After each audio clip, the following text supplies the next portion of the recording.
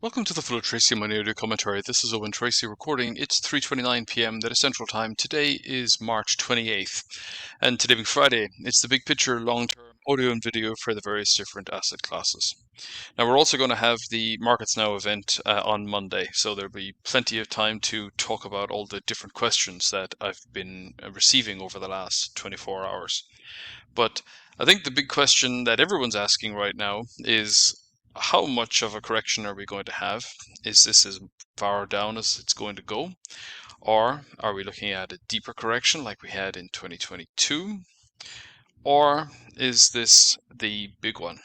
So a lot of that is going to have to focus on just exactly what's going on with tariffs.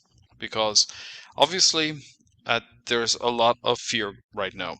You have the NASDAQ down a couple of percent in here today, pulling back from the 20,000 level and the region of the 200-day moving average. You have Bitcoin down about $3,400. Ethereum is down $124. Oil prices down about 50 cents. Well, 57 cents on Brent, 77 on West Texas Intermediate.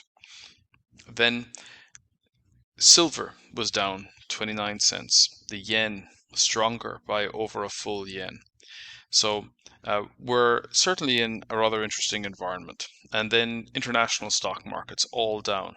The vast majority over 1%. But the FTSE 100 down less than 0.5%. So there's a lot of negative action going on right now. There's a lot of negative sentiment. And there's a lot of fear about what exactly is it that the Trump administration wants to do. Well, I think that we can frame it all in just a couple of words. It's about tax cuts. This is the number one priority for the Trump administration. We have lots of small things that are going on. We have people that are worried about tariffs, talking about the social reforms that are going on and the end of diversity, equity, and inclusion, and the pressure that's being put on universities in particular to amend their charters. There's the whole question around tariffs, what they're for, what are the end aims of those tariffs. And then, of course, there's the whole fanfare around the Department of Government Efficiency. And there's a fear out there that it is haphazard, and it certainly looks haphazard. But more than that, I think it is a very concerted effort to try and raise the potential for some kind of boost to income. Now, quite whether that works out or not is absolutely open to discussion. And then also an effort underway to try and control spending.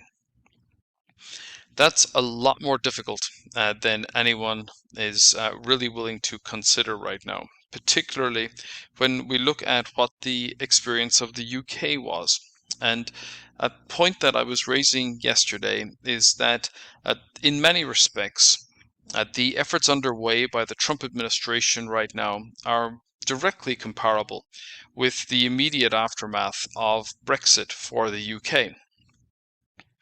So I think when we really want to make a logical comparison about what's going on, then perhaps that is a way that we can frame what's going on. So on the one hand,